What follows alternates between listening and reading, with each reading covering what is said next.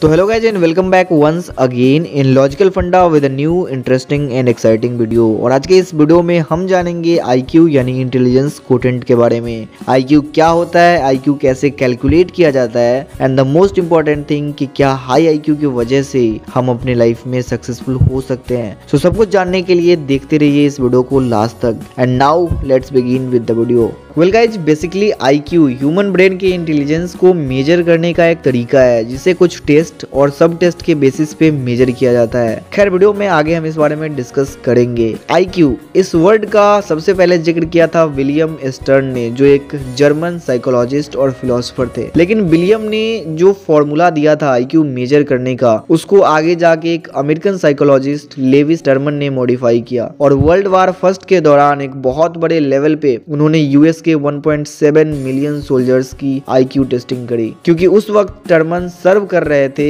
As a psychologist with US military. उस experiment में उन्होंने सोल्जर्स के ग्रुप को ए से लेकर ई कैटेगरी में डिवाइड किया। कैटेगरी ए वाले ग्रुप सबसे हाई आईक्यू के थे और कैटेगरी ई वाले सोल्जर्स सबसे लो आईक्यू के। लेविस के इन्हीं टाइप के कंट्रीब्यूशन के लिए उन्हें फादर ऑफ आईक्यू कहा जाता है। अगर हम आईक्यू के इंपॉर्टेंस की बात करें तो नो डाउट कि आपका आईक्यू स्कोर कहीं ना कहीं आपके इंटेलिजेंस और आपके इंटेलेक्चुअल थिंकिंग के बारे में एक्सप्लेन करती है। तभी तो आज काफी सारी ऐसी कंपनीज है जो लोगों को हायर करते वक्त उनका आईक्यू स्कोर कार्ड देखती है, जिससे वो ये प्रेडिक्ट कर पाती है कि ये बंदा हमें कैसा जॉब परफॉर्मेंस देगा। लेकिन इसका मतलब ये बिल्कुल नहीं है कि अगर आपका आईक्यू स्कोर कम है तो आप किसी काम के नहीं हो। And also on the other hand, normally हमारे समाज में हमारे इंटेलिजेंस का लेवल हमारे रिजल्ट्स के मार्क्स के बेसिस पे जज किया जाता है। लेकिन सबसे पहले हमें ये समझना चाहिए किसी भी एग्जाम में अच्छा परफॉर्म करना हमारे इंटेलिजेंट होने का साइन नहीं है, बल्कि वो साइन है हमारे अच्छे मेमोरी कैपेसिटी का। मतलब अगर आप अपने सिलेबस के मोस्ट ऑफ द मटेरियल्स को अपने ब्रेन में स्टोर करके रख सकते हो एग्जाम कंप्लीट होने तक, तो सिंपल सी बात है आप अपने एग्जाम में अच्छा परफॉर्म करोगे। बट इसका मतलब ये बिल्कुल नहीं हुआ कि आप क्रिएटिव या इंटेलिजेंट हो, राइट। एंड अब आते हैं वीडियो के उस सेक्शन पर जिसका आप सभी को बहुत बेसब्री से इंतजार था कि आखिर कैसे हम अपना आईक्यू स्कोर पता कर सकते हैं। लेकिन आईक्यू कैलकुलेट करने का फॉर्मूला जानने से पहले हमें मेंटल एज और क्रोनोलॉजिकल एज को समझना होगा। अब आखिर इस मेंटल एज और क्रोनोलॉजिकल एज का मतलब क्या है? मेंटल एज का मतलब होता है कि अगर कोई बच्चा, जिसको हम नाम देते हैं विलियम,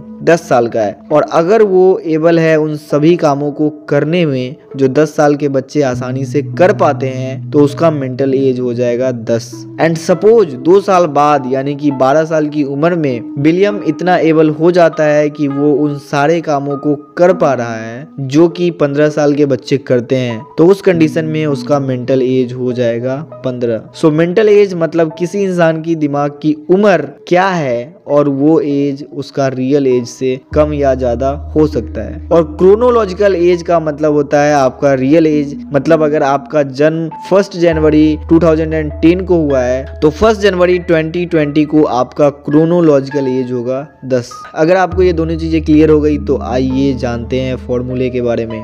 तो basically IQ is equals to mental age by chronological age into 100। Suppose आपकी एज 20 साल है और आपकी मेंटल एबिलिटी भी 20 साल के लोगों के जितनी ही है, तो आपका IQ होगा 20/20 इंटू 100। मतलब आपका IQ होगा 100। मतलब आप एक नॉर्मल IQ वाले इंसान हो। I am not talking about you man, this is just an example. अब तो आप समझ गए होंगे कि किसी की IQ 120, 130, 150 या 80-90 कैसे कैलकुलेट की जाती है। एंड आई नो कि आपके मन में एक और क्वेश्चन आ रहा होगा कि आखिर हम अपना मेंटल एज कैसे पता करें। और अगर मेरा ये गेस सही है तो नीचे कमेंट सेक्शन में कमेंट करके जरूर बताओ। मैं जरूर आपके लिए इसके ऊपर भी एक डेडिकेटेड वीडियो बना दूंगा। Now this is enough for today's video. So okay, bye and Jai Hind.